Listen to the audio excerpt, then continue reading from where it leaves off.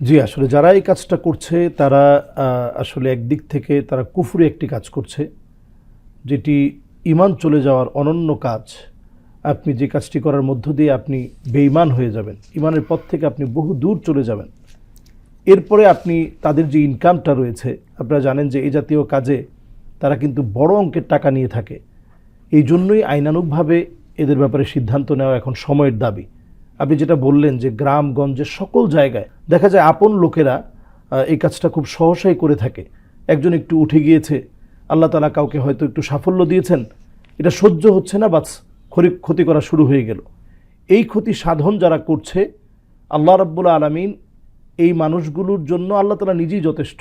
যদিও এটি হাদিস না যে মান হাফারা হুফরাতান লিআখি ওয়াকা ফিহা, ইমাম ইবনে হাজার আসকালানি আলাইহির রাহমা তিনি এই কথাটি উল্লেখ করেছেন, এবং ইমাম সাখাবি যিনি ইমাম ইবনে হাজার আসকালানি রাহিমাহুল্লাহর ছাত্র ছিলেন, তিনিও কথাটি অনেক দামি হিসেবে উল্লেখ করেছেন। এই কথাটা হচ্ছে যে আপনি যদি কারোর জন্য কুয়া খনন করেন তাহলে আপনি এটার মধ্যে পতিত হবেন। আপনি কারোর জন্য হয়তো আপনি ব্ল্যাক ম্যাজিক করলেন, আল্লাহ তাআলা ওই ক্ষতি আপনাকে দিবেন, আপনার মুখ দিয়ে রক্ত আসবে, আপনি হয়তো এমন কিছু দেখতে পারেন যেটা আপনি চিন্তাও করতে পারেন নাই। এগুলো আপনার হচ্ছে কেন? কারণ আরেকজনের ক্ষতি আপনি করতে চেয়েছেন। অনেক সময় যেটা হয়, আমরা কিছু পাবার আশায় এই কাজগুলো করে থাকি। স্ত্রীরা অনেক সময় মনে হয় যে আমার স্বামীকে একেবারে আমার মতো করে বশ করে নিতে হবে। এই বশীকরণ করতে গিয়েই কিন্তু অধিকাংশ নারী তারা কিন্তু এই জাতীয় ব্যক্তিদের কাছে শরণাপন্ন হয় এবং বিভিন্নভাবে স্বামীকে ব্ল্যাক ম্যাজিক করে। ফলশ্রুতিতে দেখা যায় যে আল্লাহ রাব্বুল আলামিন বরকতটা উঠিয়ে নিয়েছে সংসার থেকে, নানাভাবে এই সংসারটা ভেঙে যাচ্ছে। এবং এটার আলামত বোঝা যায়। অথবা আরেকটা, সেটা হচ্ছে যারা এই সমস্ত কাজগুলি করেন, যে যাতে কবিরাজ বলি আমরা যে ভাষায়, তারাও কিন্তু অনেক সময় আছে এই সুযোগে নারীদেরকে নানানভাবে মিস ইউজ করে বা এরকম কিন্তু অনেক। হ্যাঁ, যে লোকটা কোরআন হাদিসের পরিভাষায় যার ঈমান নেই, তার কাছে একটা নারী কিভাবে তার কাছে গিয়ে নিরাপদ হতে পারে? অথবা কারো সন্তান হবে না, সন্তানটা যেন না হয়, নষ্ট করার জন্যই ব্ল্যাক ম্যাজিক করা হচ্ছে। আমরা শুধু একটা ক্ষতির কথাই আমরা যদি বলি যে এই যে এখন এই কালো জাদুর যে ক্ষতিটা সমাজের রন্ধ্রে রন্ধ্রে কিন্তু এখন ঢুকে যাচ্ছে, এটা থেকে আপনি যদি বাঁচার জন্য, আমরা অনেক সময় মনে করি যে আমরা একজন রাখির কাছে যাব, রাখির কাছে গিয়ে আমরা খুব ঝাড়ফুঁক নিলাম, এটা কিন্তু কমপ্লিট সমাধান না। স্থায়ী সমাধান না। স্থায়ী সমাধান হচ্ছে মানে টেকসই সমাধান না, আপনি বলবেন এটা টেকসই সমাধান না।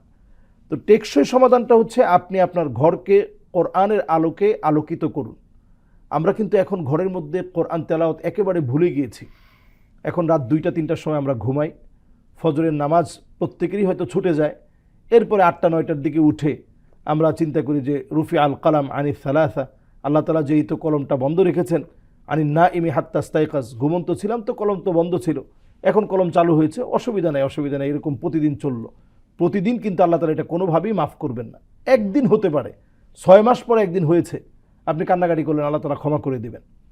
এই জন্য আপনি আগেভাগে ঘুমাতে যান, ঘরের মধ্যে আপনি কোরআনুল কারীমের তিলাওয়াত ছেড়ে রাখেন। এখন বিভিন্ন ডিভাইস পাওয়া যাচ্ছে, আমরা কিন্তু সূরা বাকারার তেলাওয়াত শুনতে পারি, এটা টেকসই সমাধান। এরপরে আমরা ফজরের নামাজের পরে আমরা সূরা ইখলাস, ফালাক এবং নাস 3বার করে সিরিয়াল মেনটেন করে তারতিবের সাথে, আগে ইখলাস, এরপরে ফালাক, এরপরে নাস, ইখলাস ফালাক নাস, ইখলাস ফালাক নাস। জোহরের নামাজের পরে একবার করে আমরা পড়ব সূরা ইখলাস একবার, ফালাক একবার, নাস একবার। আসরের নামাজের পরে একবার করে পড়ব, মাগরিবের নামাজের পরে আবার 3বার, এশার নামাজের পরে আমরা একবার করে পড়ব, ঘুমাতে যাওয়ার আগে আমরা একবার করে তেলাওয়াত করব। ফজর আর মাগরিবের নামাজের পরে আমরা হাতের মধ্যে ফু দিয়ে সারা শরীরটাকে আমরা মুছে দেওয়ার চেষ্টা করব, যতটুকুন অংশে পারা যায়, ফুটা দিয়ে সামনে থেকে এইভাবে যতটুকুন পারা যায় আমরা মুছে দেওয়ার চেষ্টা করব, মলম মালিশ করলে বা যেভাবে এরকম আর কি মাসাজ করা। এরপর আমরা যে আমলটি করতে পারি, আয়াতুল কুরসি আমরা ঘুমাতে যাওয়ার সময়ও পড়ব, 5 ওয়াক্ত নামাজের পরে তো আমরা অবশ্যই পড়ব। না, যারা পারে না, এখন তো আয়াতুল কুরসি সবাই পারবে না, তাদের জন্য তারা ডিভাইস থেকে শুনবে। এবং ঘরের মধ্যে আলতু ফালতু বিভিন্ন রকমের মূর্তি টুর্তি না রেখে আমরা বরং বিভিন্ন যে ক্যালিগ্রাফিগুলো পাওয়া যায়, আয়াতুল কুরসির ক্যালিগ্রাফি, সূরা ফালাক, সূরা নাসের ক্যালিগ্রাফি, এগুলো আমরা রাখার চেষ্টা করব। এবং ঘরের যে বাচ্চাদের যে পেশাবের ইয়েগুলো থাকে, কমোডগুলো থাকে, এগুলো আমরা পরিষ্কার রাখবো। রাসূলুল্লাহ সাল্লাল্লাহু আলাইহি ওয়াসাল্লাম স্পষ্ট হাদিসের মধ্যে বলেছেন, লা তাদখুলুল মালাইকাতু বাইতান ফিহি বাউলুন মুনকাতি', যে ঘরের মধ্যে জমানো পেশাব থাকে সেখানে কিন্তু দুষ্ট জিনেরা আসে। এই কাজটা করার মধ্য দিয়ে কিন্তু এই কাজটা সহজ হয়ে যাচ্ছে, এই যে ব্ল্যাক ম্যাজিকটা সহজ হয়ে যাচ্ছে। নারীরা লম্বা সময়, নারী এবং পুরুষ লম্বা সময় অপবিত্র অবস্থায় থাকা, এটার কারণে কিন্তু এই ব্ল্যাক ম্যাজিকটা সহজ হয়। হ্যাঁ, অজু অবস্থায় থাকলে তো ব্ল্যাক ম্যাজিক কাজ করবে না। রাইট। এবং ঘরে ঢুকতে আপনি সালাম দিয়ে ঘরে ঢুকবেন, বিসমিল্লাহ বলে আপনি পাটা ফেলবেন।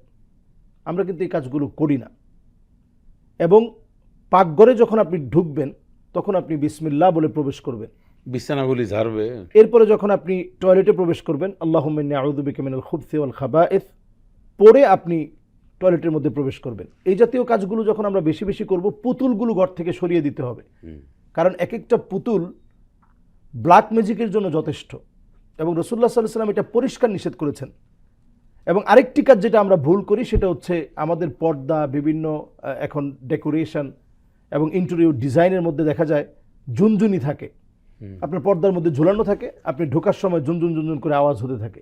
রাসূলুল্লাহ সাল্লাল্লাহু আলাইহি ওয়াসাল্লাম বলেছেন, লা তাদখুলুল মালাইকাতু বাইতান ফিহি জুলজুল, যেই ঘরের মধ্যে এই ঝুনঝুনির আওয়াজ হয়, ছোট ছোট বাচ্চাদেরকে পর্যন্ত আমরা এখন নূপুর বানিয়ে দিচ্ছি, ভিতরে কিন্তু ঝুনঝুনি আছে। আমি পরামর্শ দিব নূপুর পরান কোনো অসুবিধা নেই, কিন্তু ভিতরে ছোট্ট একটা মার্বেলের মতো একটা বল আছে, ওই বলটা আপনি দোকান থেকেই, স্বর্ণকারের দোকান থেকে আপনি ফেলে দেন, তাহলে এখানে আর কোনো সমস্যা থাকছে না। আম্মাজান নিজে ঘরের মধ্যে ঢুকতে গিয়েছে একজন বাচ্চা, আম্মাজান নিজে কিন্তু ওই ঝুনঝুনির আওয়াজটা বন্ধ করে তারপরে ঢুকিয়েছেন। এবং এই হাদিসটা আম্মাজানের জবান থেকে তিনি বলেছেন যে আল্লাহর হাবিব বলেছেন, লা তাদখুলুল মালাইকাতু বাইতান ফিহি জুলজুল, ওই ঘরের মধ্যে আল্লাহর রহমতের ফেরেশতা প্রবেশ করে না যে ঘরের ভিতরে ঝুনঝুনি আছে। আমাদের ছোট ছোট ছোট ছোট বিভিন্ন কাজগুলো দিয়ে যেগুলো আমরা নিজেদের ক্ষতি করছি এবং প্রকারান্তরে আমাদের পরিবারেরও ক্ষতি করছি, ছোট ছোট বাচ্চাদের।